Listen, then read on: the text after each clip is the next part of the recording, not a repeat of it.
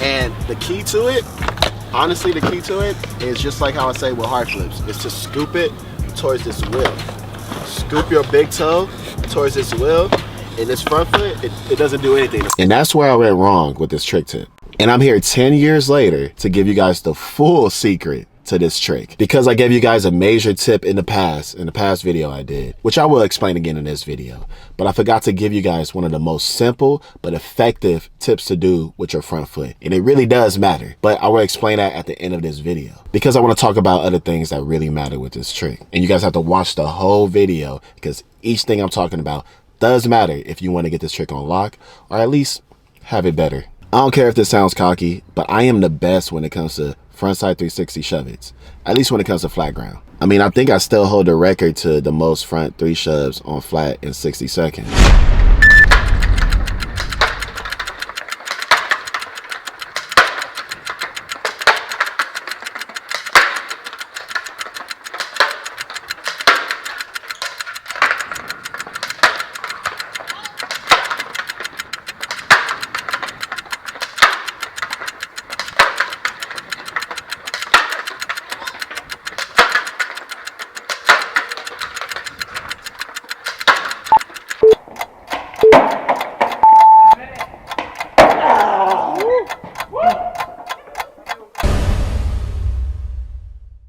I say and brag about that strictly, not just to be flexing, but for you guys to trust what I'm going to say and teach you guys in this video, which is, 1, I'm going to do a bunch of frontside 360 shove-its for you guys to sit there, focus, and analyze what I'm doing and try to figure out what is it that's different that I'm doing versus other people. 2, I'm going to teach you guys how to do the trick. I'm going to explain the way I do this trick, and I'm going to re-explain the back foot secret of this trick, which really matters. And I will be talking about what to do with the front foot after the third thing, which is 3, how to practice the trick by using objects that surround you. I talked about that a little bit in the first trick tip I made on this, but again, 10 years ago, so we're going to re-explain it. But yeah, you guys don't need to just strictly wing it out and try it with nothing around you. You can use the objects next to you, and we're going to show you how to do that and do examples for it, and talk about how that kind of benefits, not necessarily physically getting the trick, but mind-wise. 4, what you guys all been waiting for, is what to do with that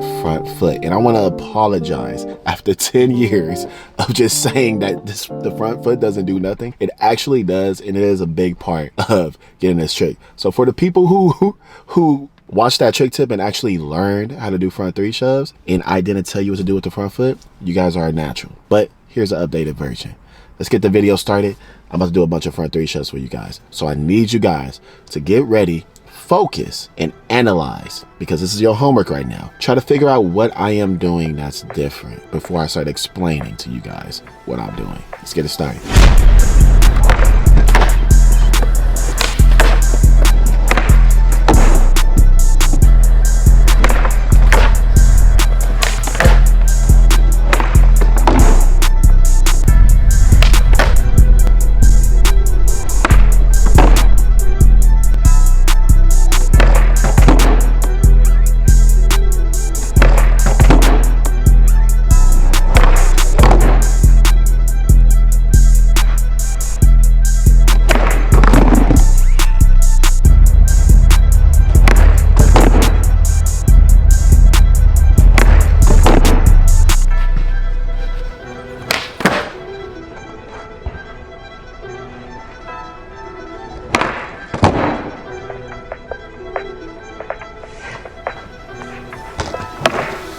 So what you guys want to do for front 360 shove-its, you got to make sure the first thing you need to know, and this goes for most of y'all tricks that you guys do, but especially with frontside 360 shove-its, is stay centered on the board. Now, if you don't understand what staying centered on the board is, it's not just standing in the middle of the board or whatever it is.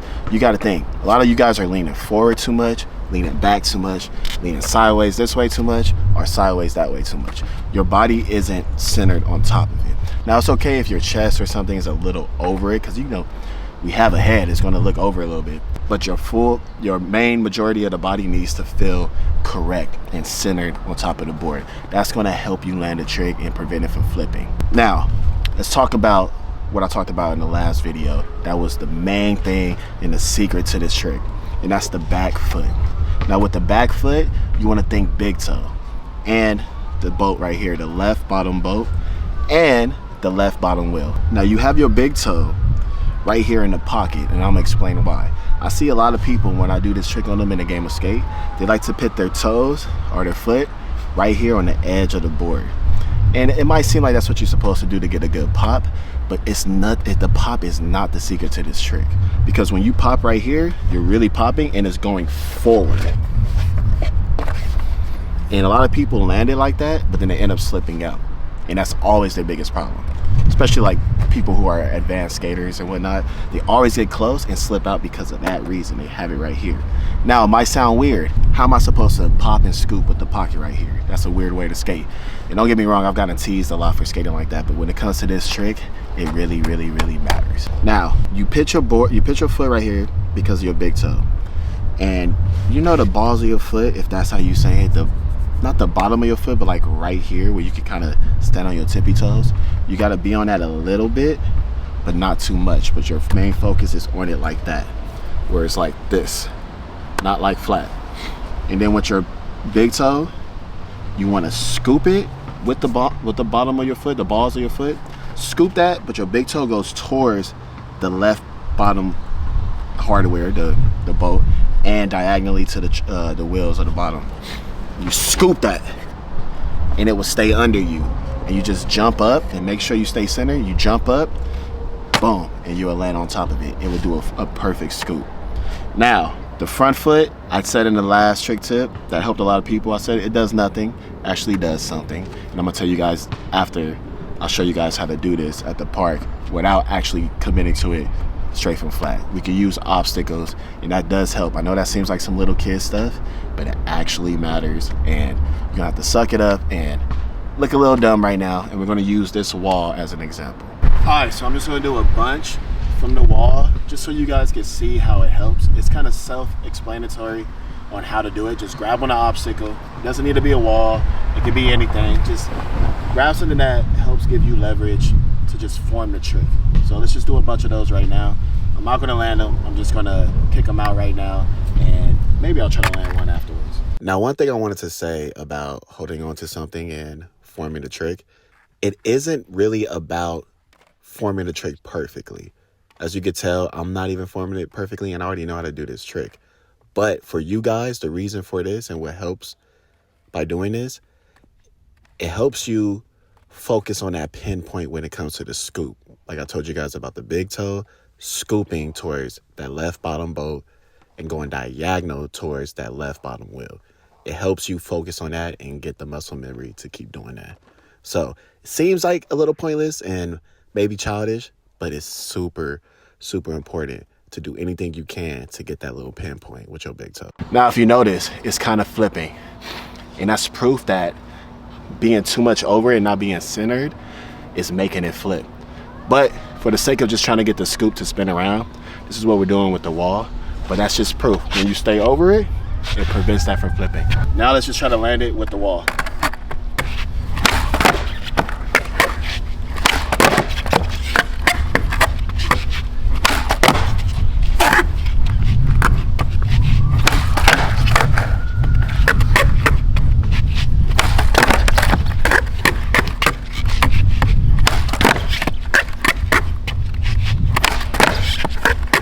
Now, doing that might seem dumb. If you don't need that, you feel like you're close enough to just keep trying it with the rest of the trick tip that I'm talking about, don't do it. But for the people who don't feel too confident with it, that's a good way to help you out. And I still do stuff like this for certain tricks I want to learn. Now let's talk about what to do with the front foot. With the front foot, I know I said in the last trick tip that you don't want to do anything with it. It's just there. But to be honest, I thought about it when I was rewatching my last trick tip. And I'm like, yo, I really messed up 10 years ago by telling you guys that the front foot doesn't matter, because it really does. It's not the most important thing to it, but you needed to kind of make it happen. So remember I told you guys about the ball of the foot right here? Now, a lot of people with the front foot, where they make their mistake, and it's kind of an illusion when you see people do front three shoves because of how the shoe is built, but you got to slightly be on the ball, not fully on your toes, but slightly lift it up. And then the rim of the skateboard, right here, you want it like right here. I usually have my foot right here, so it could be the concave, but you want it in between this concave and the flat, slightly up like this.